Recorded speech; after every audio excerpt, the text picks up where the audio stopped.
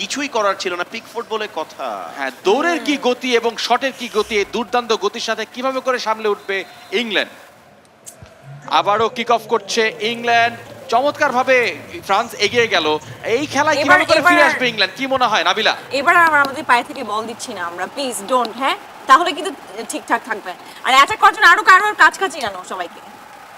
Right, আমরা এই মুহূর্তে কিন্তু আক্রমণে যেই জিনিসটাকে উইক লিঙ্ক মনে করি ফ্রান্সে, সেটা হচ্ছে যে রাফায়েল ভারান কতটা ভালো করেন সেটা একটা দেখার বিষয়। এই মুহূর্তে কিন্তু আক্রমণে ইংল্যান্ড গ্রেলিশ নিজের নিয়ন্ত্রণে নিয়েছেন, কিছুটা কাটব্যাক জুড বেলিংহাম, সেখান থেকে কাইল ওয়াকার বাড়িয়েছেন সামনে, আবারও হারিয়ে ফেলেছেন। এক্স্যাক্টলি, ফ্রান্সের পায়ে আবারও বল।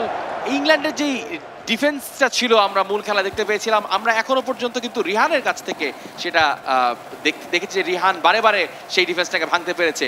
রিহানের কি স্ট্র্যাটেজি মনে হয় কর্নিয়া, আপনার গেমারুর থেকে আপনার প্রত্যাশা কি? আরো গোল দিবেন নাকি? আমি এখন অনেক বেশি সিরিয়াস অবস্থায় আছি, আমি একদম কথা বলতে পারছি না, এরকম একটা ব্যাপার হয়ে গেছে। একটা গোল দিয়ে সে টায়ার্ড হয়ে গেছে, প্লিজ তুমি টায়ার্ড হয়ে বসে থাকো না, প্লিজ মি। ওকে, ইয়েস, আমরা তো ফ্রান্সের থেকে আরো বেশি গোল প্রত্যাশা করি, আপনি একটা গোল দিয়ে সিরিয়াস হয়ে গেলে কেন? এই আপনি রেড কার্ড, আপনি ফ্রান্সের কাছ থেকে এত প্রত্যাশা করেন কেন? হ্যাঁ, ইংল্যান্ডের কাছ থেকে কিন্তু প্রত্যাশা করতে হবে ডেফিনেটলি, এবং সবার থেকে প্রত্যাশা করি। ইংলিশদের একটা প্রত্যাশা করাই, বুঝছো? কিন্তু অনেকটা সামনে রাহিম স্টার্লিং গোলটা কি রকম কাটব্যাক করে করেছেন। হয়? 1 সেকেন্ড রাহিম স্টার্লিং মাঝ মাঠে, রাহিম স্টার্লিং একটু একা খেলার চেষ্টা করে আমার কাছে মনে হয়। এবং এই যে চারপাশ দিয়ে ঘুরতেছিল, আমি বুঝলাম না যে মাঝখানটাতে মাঝ মাঠে কি এরকম কারিগরি দেখানোর। 5 জন ডিফেন্ডার নিচে, এই মুহূর্তে 4 জন, তবে অ্যালাইনমেন্টটা ভেঙেছে কিছুটা। আবার বারানের পায়ে বল, না পগমা কান্টে। ব্যাক করেছি প্লিজ।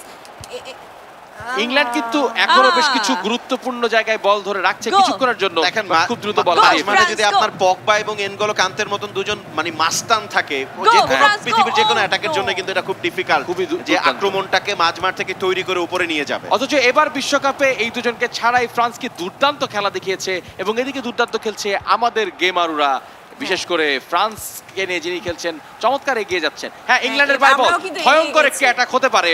জর্ডান স্যানচো গোলের সুযোগ, না কিন্তু অফসাইড। এই বিশ্বকাপের 1 নম্বর ডিসিশন নাম হচ্ছে অফসাইড। মেইন গোল যতগুলো হয়েছে এর থেকে বেশি মনে হয় অফসাইডের গোল হয়েছে। আমি গেমারু আয়মানের কাছে জানতে চাই, না আয়মান তো ব্যস্ত আছে, তার যে কোচ আছেন নাবিলা, তার কাছে জানতে চাই যে আপনারা এত সামনে এগিয়ে যান কেন? আপনাদের ওই হোমে ট্রফি আনার জন্য তাড়াহুড়া কেন? আপনারা সামনে গিয়ে অফসাইড খাচ্ছেন কেন? না, আমাদের অনেক তাড়াহুড়া ভাই, এই কারণে আমরা একটু আগায় যাচ্ছি, বাট অফসাইড হয়ে গেছে কোনো ব্যাপার না। করিম বেনজেমা। 30 মিনিটে খেলা শেষ, ফলাফল ফ্রান্স 1 ইংল্যান্ড 0। ও আবারো কিন্তু এখানে ফিরতে হবে ইংল্যান্ডকে। এক্স্যাক্টলি, যে আক্রমণটা আসলে তারা করতে চায়, সেই অটোমেটেড গোল লাইন যে প্রযুক্তিটা সেমি অটোমেটেড, সেখানে কিন্তু ধরা খাওয়ার একটা ব্যাপার আছে এই মুহূর্তে। আরে দারুণ ভাবে ট্যাকল করেছিলেন তাকে, একটু রিস্ক ছিল। এর্নান্দেজকে আমরা দেখেছি, এর্নান্দেজ কিন্তু মোস্ট অফ দ্য টাইম তিনি তার মার্কারকে খুব ভালোভাবে আটকে রাখেন। এই মুহূর্তে ডান প্রান্ত দিয়ে আক্রমণে ইংল্যান্ড, ফিল ফোর্ডেন